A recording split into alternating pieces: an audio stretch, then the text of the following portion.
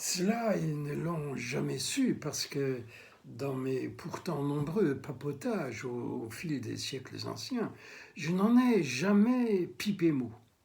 Jamais aucune allusion, si sibylline eût-elle été, ne m'a échappé. Ils n'ont jamais su que leur Abraham, ils avaient failli ne pas l'avoir.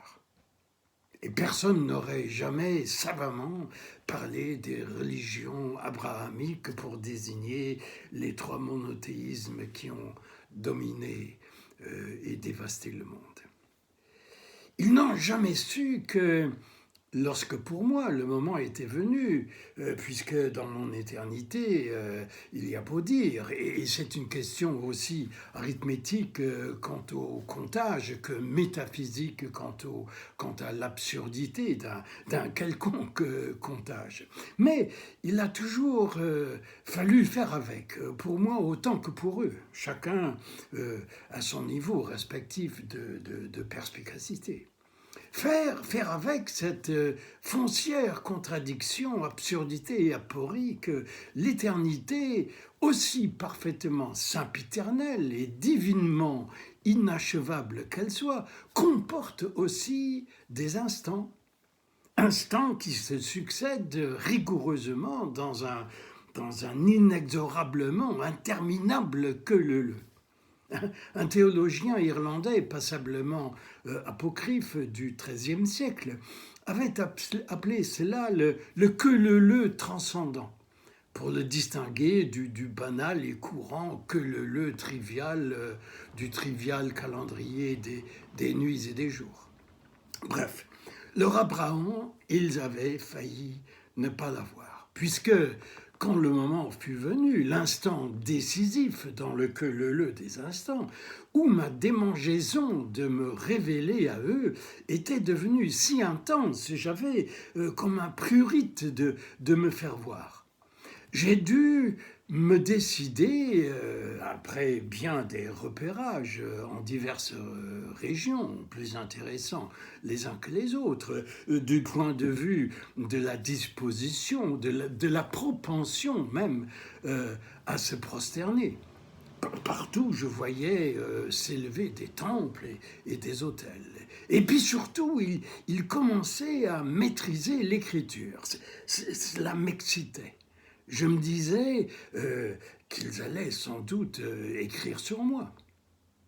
On parlerait enfin de moi, nous serions loin des immondes barbouillages analphabétiques de Lascaux et d'Altamira. Et je me disais même qu'ils allaient scrupuleusement consigner mes dictates sur leurs tablettes et plus tard sur leurs papyrus dans des rouleaux et puis dans des livres. Ils prétendront que ce sont des livres divins qui véhiculent, diront-ils, la parole de Dieu.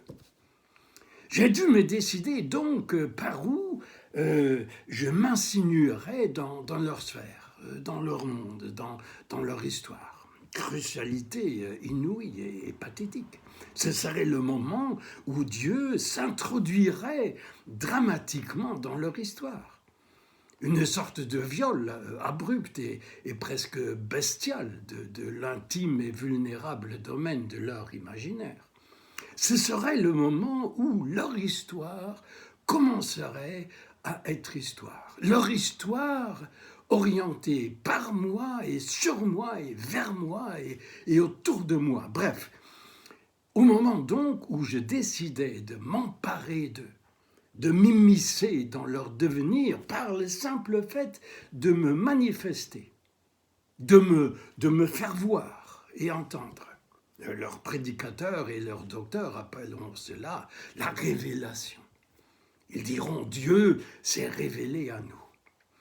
Et les théologiens des trois monothéismes, quand ils faisaient remonter tout cela à Abraham, ne pouvaient pas se douter un seul instant que dans le temps, au moment crucial où je me suis engouffré dans leurs existences, j'aurais pu tout aussi bien choisir de me révéler aux Hittites, aux Javanais ou aux Olmèques.